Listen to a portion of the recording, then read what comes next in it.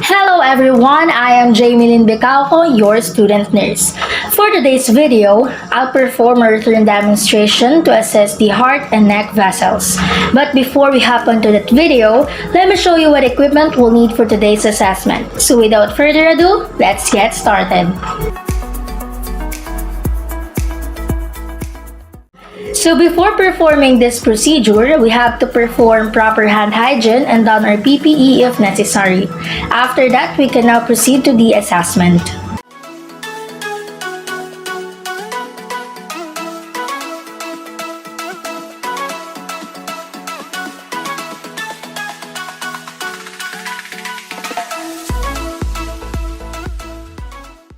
Good day, sir. I am Jamie, your student nurse from Our Lady of Fatima University. So, sir, for verification, can I ask what is your name? Cedric J. Tubat, And when is your birthday? November 4, 2002. How about your age, sir? I'm 20 years old. So that is the first thing that we need to do. We have to identify our patient for us to ensure that it is the right patient in front of us. If there are any curtains or any doors in the room, we have to close them as well in order to provide privacy. Okay, before we start the examination, I'll just have a quick history about you. So, do you experience chest pain? No, If your client answer yes, use cold spa. I'm just gonna inserting a picture here. Those are questions that you'll need to ask to explore the client's symptoms. Okay, sir, does your heart ever beat faster, or does your heart ever skip beats or have extra beats? no, Do you experience dizziness? no, Do you experience swelling in your feet, ankles, or legs? no, Have you been diagnosed with a heart defect, murmur, or heart attack?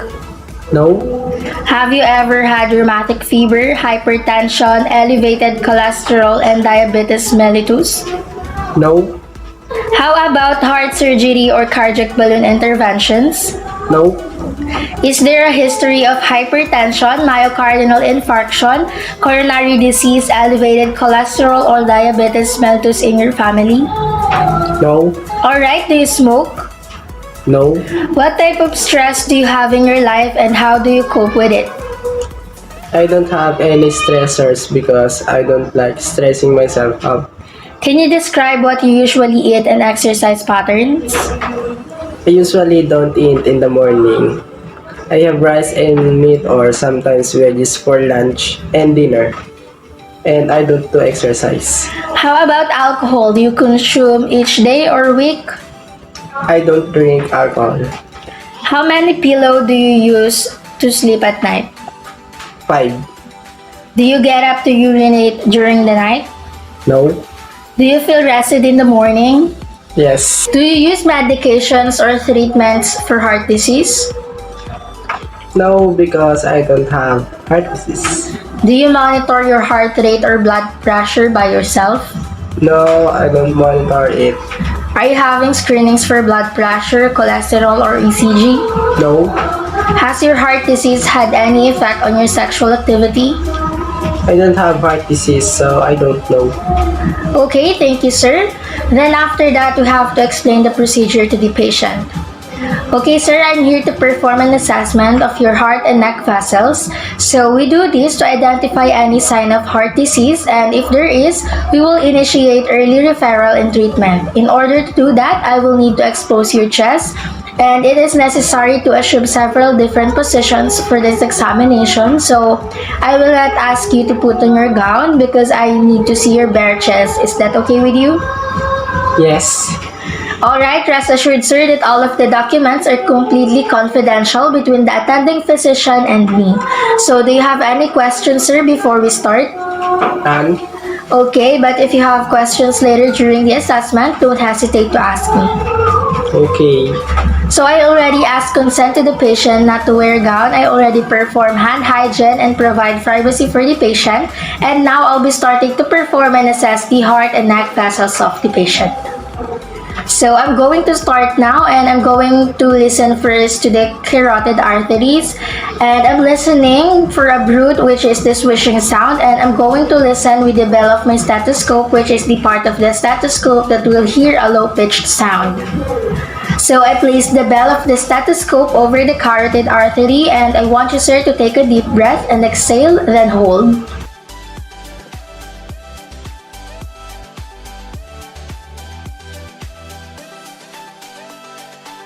So I only hear the pulse, no any brute sound. And then to the other side, take a deep breath in and out, then hold.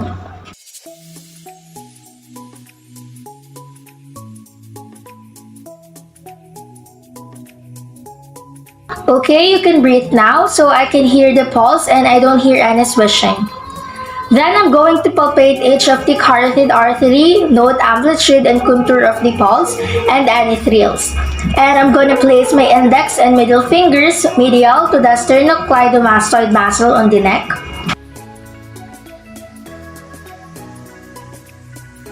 So what I'm feeling for is the strength of the pulse. It is a 2+, which is normal with no variation in strength from beat to beat. And I'm feeling for upstroke, which is normally smooth and rapid. And then I'm gonna do also the same thing to the other side. And I feel that this pulse is 2+, and the upstroke is smooth and strong. And then I will inspect for jugular venous pulse, and I'm going to be looking at the veins on your neck. And for that, I need you to lay down with the torso elevated at 45 degrees angle. The client should be in supine position. And I'm gonna ask you to turn your head slightly to the left. And I'm looking at the vein right here in your neck, and it should be flat. That would be normal, and his is normal. So some of you could see the vein, especially if the skin or tone is very light, and other people cannot see at all, but there should be a notice of it, and it's flat. And if you see the vein itself is large and bulging, that would be an indication of an increase in pressure there, which could be abnormal. Now we're going to measure the jugular venous pressure, and so what we have to do is to measure it and how far the highest level of this venous impulse is from the sternal angle. Here's the sternal angle, and I'm gonna draw an imaginary horizontal line from the highest point of the venous pulse, and then my task is to measure the distance between the horizontal line and the sternal angle. Since the sternal angle lies about 5 cm above the level of the right atrium, add those cm to the measured distance.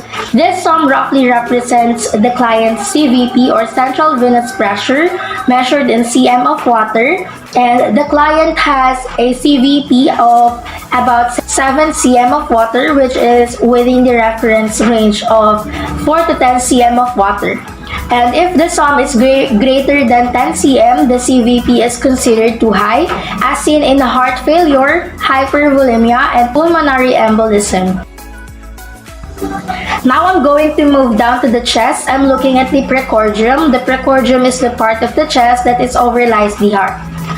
And I'm looking to see any pulsations or any movement there, which I only see normal respiratory movement. And then I'm going to palpate the point of maximal impulse, which is at the midclavicular line in the 5th intercostal space. So if you put your finger right here in between the ribs, and then you will feel the pulse. And his is the size of the nickel, like 1 to 2 cm. Amplitude is small, like a gentle tap, and the duration is brief.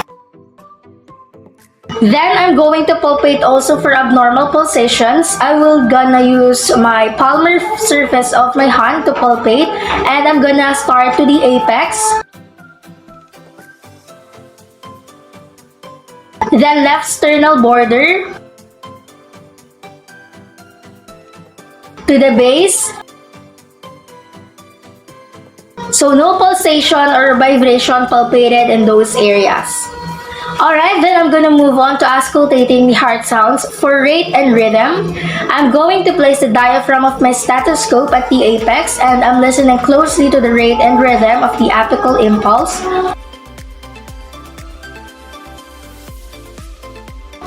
heart rate is 72 beats per minute, which is normal with regular rhythm. Remember that a regularly irregular rhythm, such as sinus arrhythmia, when the heart rate increases with inspiration and decreases with expiration, may be normal in young adults. And increasing pulse rate or RPRs varies the age, gender, and ethnic or racial factors. And adult female RPRs are few beats faster than female RPRs. And if you detect an irregular rhythm, you have to auscultate for a pulse rate defeat. And I'm gonna show you how is it done. You have to palpate the radial pulse while you auscultate the apical pulse, and you count for a full minute. The radial and apical pulse rate should be identical, because if it's not, then it is abnormal. Then I'm going to auscultate over the entire heart area. So you start by finding the second intercostal space. So you can either count down from the clavicle. Okay, there is space 1 and there is space 2. Or you can find the angle of Lewis. This is the part of the sternum that is protrude a little bit, and right across from there is the second intercostal space. So I'm gonna start by listening with the diaphragm of the stethoscope and start with the aortic area and the second intercostal space. Just have the client's breathes normal. And I'm listening for the S1 and the S2, the lobdob. And I'm listening to any clicks or extra sounds or murmurs. Okay, that's aortic. And right across from that is the second intercostal space to the left of the sternum. This is the pulmonic area. And then we move down. I'm gonna listen just right next to the sternal border. And then finally hit the midclavicular line at the fifth intercostal space of mitral area. So I hear the S1, S2, the lobdob. I did not hear any clicks or extra sounds. I did not hear any murmurs. And I'm gonna do the same thing with the bell of my stethoscope. So second intercostal space to the right of the sternal border, the aortic area. And then to the left of the sternal border, just cross of it, the pulmonic area. And right next to the sternal border, the fourth intercostal space, the tricuspid area. And then finally, the midclavicular line, fifth intercostal space, the mitral area.